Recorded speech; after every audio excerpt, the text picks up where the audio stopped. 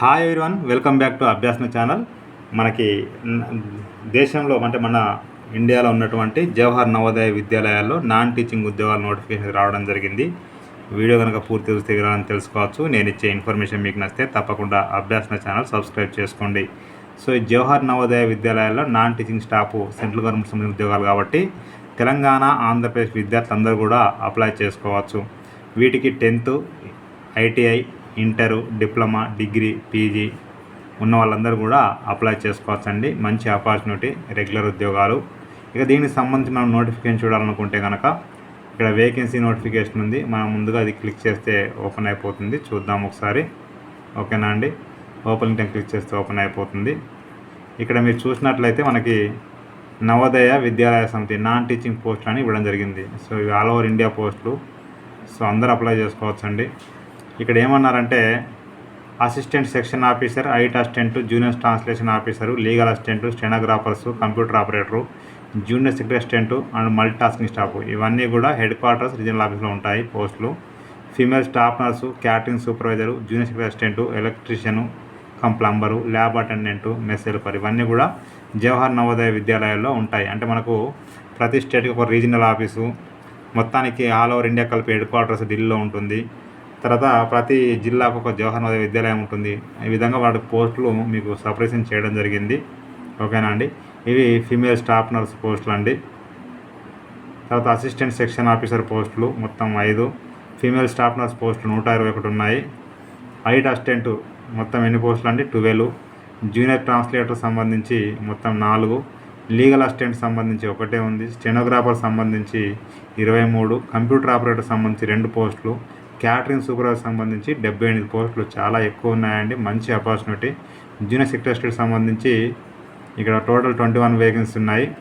Junior secretary group C JNV cadre సంబంధించి 360, అంటే ఇవి చాలా ఇంకా ఎక్కువ ఉన్నాయి, 360 వేకెన్సీస్. ఓకేనా అండి. తర్వాత electrician plumber 128 vacancies, lab attender సంబంధించి 161, మెస్ హెల్పర్ సంబంధించి 442 హైయెస్ట్ వేకెన్సీ అండి. మల్టీ టాస్కింగ్ స్టాఫ్ సంబంధించి చూడండి, ఇక్కడ మీకు టోటల్ 19 పోస్టులు అయితే ఉన్నాయి.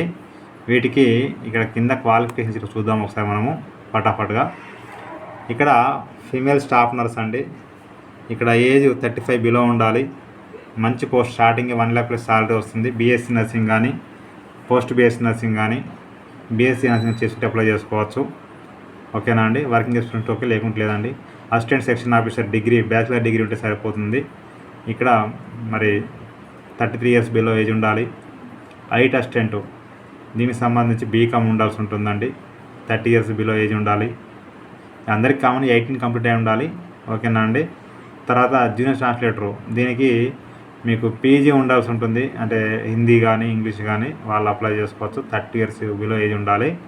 లీగల్ అసిస్టెంట్కి ఇక్కడ సేమ్ ఇక్కడ లా ఉండాల్సి ఉంటుంది. 35 years ఏజ్ తక్కువ బిలో ఉండాలి. తర్వాత స్టెనోగ్రాఫర్ సంబంధించి 27 years ఏజ్ బిలో ఉండాలి. దీనికి ఏంటంటే ఇంటర్మీడియట్ కంప్లీట్ అయ్యి మీకు టైపింగ్ వచ్చి ఉంటే సరిపోతుందండి. కంప్యూటర్ ఆపరేటర్ సంబంధించి BCA, BSc computer, BE, BTech వాళ్ళు అప్లై చేసుకోవచ్చు. 30 years బిలో ఏజ్ ఉండాలి. క్యాటరింగ్ సూపర్వైజర్ సంబంధించి bachelor degree in hotel management అడుగుతున్నారండి. సో కాబట్టి చూసుకోండి ఒకసారి. జూనియర్ సెక్రటరీ అసిస్టెంట్ సంబంధించి మీకు ఇంటర్మీడియట్ ఉంటే సరిపోతుంది. దాంతోపాటు టైప్ రైటింగ్ వచ్చి ఉంటే సరిపోతుంది. Junior secretary assistant JNV cadre వీటికి కూడా సేమ్ ఇంటర్మీడియట్ ఉంటే సరిపోతుంది. టైపింగ్ వచ్చి ఉండాల్సి ఉంటుంది. ఎలక్ట్రీషియన్ ప్లంబరు వీటికి 10th ఐటీఐ ఎలక్ట్రీషియన్ చదివి ఉండాల్సి ఉంటుంది, వైర్మెన్. ఓకేనా అండి. ఏజ్ వచ్చేసి 40 years బిలో ఉండాలి. ల్యాబ్ అటెండర్ సంబంధించి 30 years బిలో ఏజ్ ఉండాలి. దీనికి 10th class సర్టిఫికేట్ పాస్ అయి ఉంటే సరిపోతుంది. డిప్లొమా ఇన్ ల్యాబొరేటరీ టెక్నిక్ అంటే మీకు డిప్లొమా 10th తర్వాత మీకు డిప్లొమా చేసి ఉంటే అప్లై చేసుకోవచ్చు అండి. మంచి ఆపర్చునిటీ. ఓకేనా అండి. తర్వాత మెస్ హెల్పర్లో చూడండి, ఇక్కడ 10th class చదివి ఉండాల్సి ఉంటుంది. మల్టీ టాస్కింగ్ స్టాఫ్ కూడా 10th class అండి. ఇక వీటన్నిటికీ ఏజ్ చూశారు కదండి. దీనికి మల్టీ టాస్కింగ్ స్టాఫ్ అదేవిధంగా మెస్ హెల్పర్ సంబంధించి 30 years బిలో ఏజ్ ఉండాలి. ఇక్కడ ఎస్సీ ఎస్టీ వాళ్ళకు 5 years ఎడ్యుకేషన్ ఉంటుంది. బీసీ వాళ్ళకు 3 years ఎడ్యుకేషన్ ఉంటుందండి. ఓకేనా అండి. ఇది ఆన్లైన్లో అప్లై చేసుకోవాలి, ఆఫ్లైన్లో అయితే లేదు. మొత్తం మీకు ఎగ్జామ్ ఉంటుంది.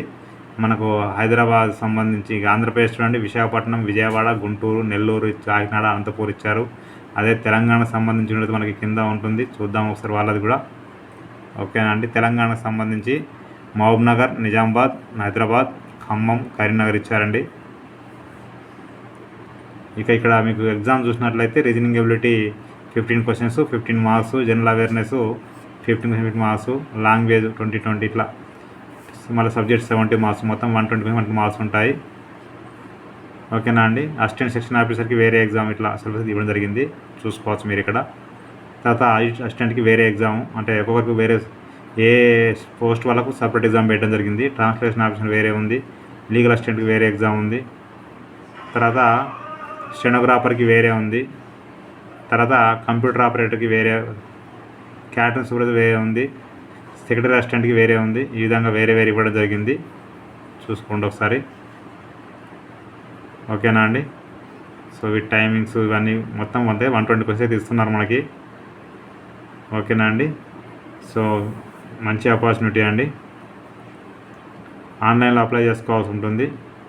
ఫీజు వచ్చేసి చూడండి ఇక్కడ జనరల్, ఈడబ్ల్యూఎస్, ఓబీసీ వాళ్ళకి ఫీమేల్ స్టాఫ్ నర్స్కి 1500 రూపీస్ ఉంది. ఇక అదే మిగతా పోస్టులకు 1000 రూపాయలు ఉంది, జనరల్, ఈడబ్ల్యూఎస్, అదే ఓబీసీ వాళ్ళకి. ఎస్సీ ఎస్టీ వాళ్ళకైతేనేమో అన్ని పోస్ట్, ఏ పోస్ట్ అప్లై చేసినా 500 రూపీస్ అయితే ఉందండి, ఖచ్చితంగా పే చేయాల్సి ఉంటుంది. ఇంకా డిఫరెంట్ మొత్తం చదువుకోవచ్చు ఈ నోటిఫికేషన్ మీరు. ఓకేనా అండి. ఇక దీనికి సంబంధించి ఇంకా మీకు డీటెయిల్స్ కావాలంటే ఇక్కడ ఇన్ఫర్మేషన్ బులెటిన్ ఉంది, ఇక్కడ క్లిక్ చేసినా ఓపెన్ అయిపోతుంది. అది మీరు ఇక్కడ పబ్లికేషన్ డీటెయిల్స్ చూసుకోవచ్చు. ఇక్కడ అప్లై చేసుకోవడానికి లాస్ట్ డేట్ అన్నట్టు ఇక్కడ ఏమి ఇచ్చారంటే ఇక్కడ ఆన్లైన్ అప్లికేషన్ స్టార్ట్ అయింది ఇచ్చారండి, క్లిక్ చేస్తే ఓపెన్ అయిపోతుంది. ఇక్కడ మీకు ఏం చెప్తున్నారంటే మీకు లాస్ట్ డేట్ వచ్చేసి ఏప్రిల్ 30 వరకు టైం ఉంది అప్లై చేసుకోవడానికి, చూసుకోండి ఒకసారి. ఇవాళ మనకు మార్చ్ 22 స్టార్ట్ అయితే అయిపోయింది. ఇంకా ఇన్ఫర్మేషన్ కావాలనుకుంటే ఇక్కడ ఇన్ఫర్మేషన్ బులెటిన్ క్లిక్ చేస్తే ఓపెన్ అయిపోతుంది. ఈ ఇన్ఫర్మేషన్ కూడా చదువుకోవచ్చు మీకు ఏమన్నా కావాలనుకుంటే ఇన్ఫర్మేషన్ ఇంకా ఫుల్గా. ఇక దీనికి సంబంధించి మనకు చూడండి ఇక్కడ అప్లికేషన్ చెప్పాను కదా, click here to register and login, click చేస్తే ఓపెన్ అయిపోతుంది. ఈ విధంగా ఓపెన్ అయిపోతుందండి. మనం న్యూ కాబట్టి న్యూ క్యాన్ రిజిస్టర్ క్లిక్ చేస్తే ఓపెన్ అయిపోతుంది. ఈ డీటెయిల్స్ చదువుకున్న తర్వాత ఓకే అని చెప్పేసి ఇక సబ్మిట్ చేస్తే మీకు అప్లికేషన్ ఫామ్ ఈ విధంగా షో చేస్తుంది.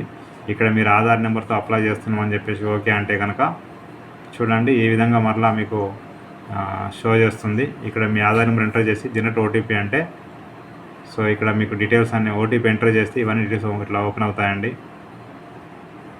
సో ఇదంతా కూడా సేమ్ ఎలా ఉందంటే మాకు ఇంతకుముందు ఇప్పుడు స్టాఫ్ సెలక్షన్ కమిషన్, యూపీఎస్సీ లాగా ఇవన్నీ కూడా మనం ఒకసారి రిజిస్ట్రేషన్ చేసుకోవాల్సి ఉంటుంది, చూసుకోవచ్చు. ఇక్కడ ఏమున్నాయి చూడండి, ఇక్కడ క్యాండిడేట్ నేమ్ ఇచ్చాడు, already father name, mother name, candidates date of birth, gender, category, ఎక్సెషన్ ఉన్నా కాదా, ఎంప్లాయా కాదా, email ID, confirm email ID, mobile number, confirm mobile number, alternate mobile number ఉంటే, ఐడెంటిటీ టైప్ ఏంటిది, ఐడెంటిఫికేషన్ నెంబర్ ఏంది, తర్వాత బెంచ్ మార్క్ ఉందా లేదా, టైప్ ఆఫ్ డిజబిలిటీ ఏంటిది, తర్వాత కరస్పాండెంట్ అడ్రస్, ప్రస్తుతం ఉంటున్న అడ్రస్ ఏంది, పర్మనెంట్ అడ్రస్, రెండు సేమ్ అయితే ఇక్కడ ఓకే అని చెప్తే సరిపోతుందండి.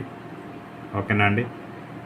తర్వాత ఇక్కడ పాస్వర్డ్ మనం వేసేసి ఒక నెంబరు, ఒక క్యాపిటల్ లెటరు, స్మాల్ లెటరు, ఒకటి స్పెషల్ క్యారెక్టరు. ఓకేనా అండి. కన్ఫర్మ్ పాస్వర్డ్ ఎంటర్ చేయాలి, సెక్యూరిటీ క్వశ్చన్ పెట్టేసి ఆన్సర్ ఇవ్వాల్సి ఉంటుంది. సెక్యూరిటీ పిన్ ఇక్కడ మనం ఎంటర్ చేసి ఐ అగ్రీ అని చెప్పేసి సబ్మిట్ అంటే మీ రిజిస్ట్రేషన్ కంప్లీట్ అయిపోతుంది. రిజిస్ట్రేషన్ కంప్లీట్ అయిపోయిన తర్వాత చూడండి ఇక్కడ మరలా ఇక్కడ మీ అప్లికేషన్ మన నెంబర్ అని అడగదండి, మనకు మొబైల్ నెంబర్కి ఈమెయిల్కి వస్తుంది. అప్లికేషన్ నెంబర్ ఎంటర్ చేయాలి, పాస్వర్డ్ మనమే ఎంటర్ చేసేసి సెక్యూరిటీ పిన్ ఎంటర్ చేసి సబ్మిట్ చేస్తే రిమైనింగ్ పార్ట్ మొత్తం అప్లై చేసుకోవచ్చు. ఎవరైనా పాస్వర్డ్ మొత్తం ఫర్గెట్ పాస్వర్డ్ లింక్ ఉంది, ఇక్కడ క్లిక్ చేస్తే ఓపెన్ అయిపోతుంది. ఫర్గెట్ పాస్వర్డ్లో ఇక్కడ సెలెక్ట్ ఆప్షన్ ఉన్నాడు, సెక్యూరిటీ క్వశ్చనా లేకపోతే లింక్ ఈమెయిల్ సెలెక్ట్ చేసుకొని డీటెయిల్స్ ఇవ్వాల్సి ఉంటుంది. ఆ తర్వాత మళ్ళీ చూడండి ఒకసారి, ఒకవేళ అప్లికేషన్ నెంబర్ మర్చిపోతే ఫర్గెట్ అప్లికేషన్ పడుతుంది, క్లిక్ చేస్తే ఓపెన్ అయిపోతుంది.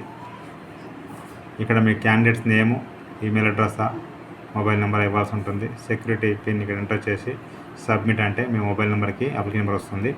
నేను డిస్క్రిప్షన్ లింక్ అయితే ఇస్తాను, క్లిక్ చేస్తే ఓపెన్ అయిపోతుంది. ప్రతి ఒక్కరికి షేర్ చేయండి, ఫార్వర్డ్ చేయండి. మీకు నచ్చితే మీరు లైక్ చేయండి, షేర్ చేయండి, కామెంట్ చేయండి, సబ్స్క్రైబ్ చేయండి. Thank you so much.